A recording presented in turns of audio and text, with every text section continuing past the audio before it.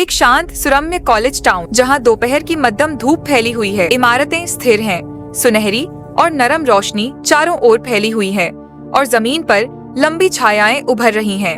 दूर पुरानी और जर्जर हवेली दिखाई देती है जो प्रकृति से घिरी हुई है और अपने चारों ओर एक रहस्यमयी सन्नाटा समेटे हुए है।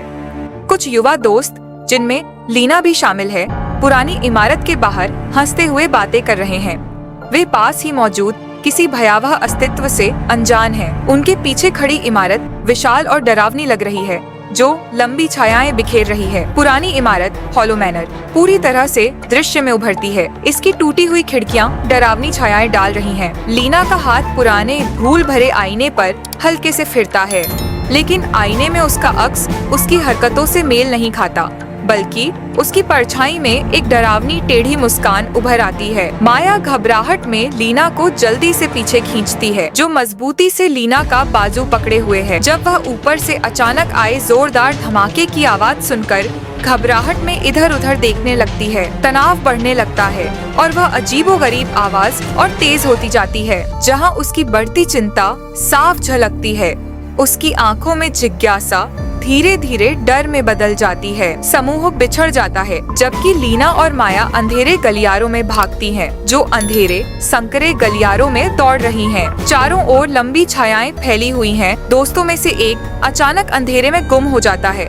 उनके गायब होते ही एक जोरदार, डरावनी और विकृत चीख गूंजती है। लीना एक पुरानी डायरी खोलती है, जिसे उसने एक धूल भरे कोने में पाया था। उसके हाथ कांपने लगते हैं जब वह पन्ने पलटती है।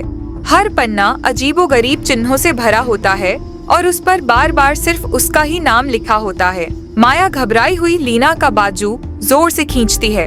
उसकी आवाज डर से कांप रही होती है जब वह कहती है, लीना, कुछ यहाँ है, ये हमारा पीछा कर रहा है। कोने में खड़ा एक काला धुंधला आकृति जो पूरी तरह फोकस में नहीं है।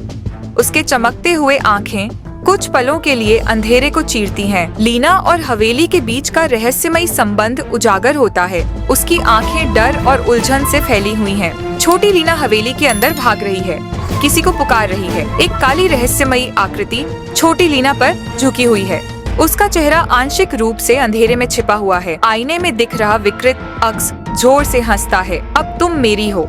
लीना जर्जर हो रही हवेली के मुख्य हॉल में खड़ी होती है। टूटे हुए आईने में उसका अक्स दिखाई देता है, जहां उसकी आंखें काली हो चुकी होती हैं। लीना अब मजबूत और संकल्पित खड़ी होती है। उसके हाथ में एक रहस्यमयी चाकू होता है जो उसकी अंधेरे शक्ति से जुड़ाव को प्रतीकित करती है, और उसका गुस्सा साफ महसूस होता है जहां वह चाकू को ऊंचा उठाए लड़ाई के लिए तैयार होती है। छायामयी आकृति का चेहरा सामने आता है, विकृत, भयानक, एक महिला का चेहरा जिसकी आंखें खोखली हैं। तुम्हें लगा था कि तुम मुझे काबू कर सकते हो, है ना?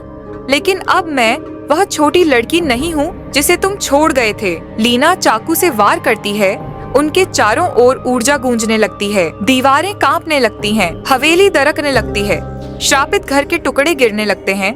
जैसे ही लीना की शक्ति तेज होती है, गहरी काली ऊर्जा का जोरदार विस्फोट होता है। जैसे ही आकृति धूल में बदल जाती है, खून से लथपथ लीना मलबे के बीच खड़ी है। भूला हुआ धीरे धीरे उभरता है, खून से लाल अक्षरों में डूबा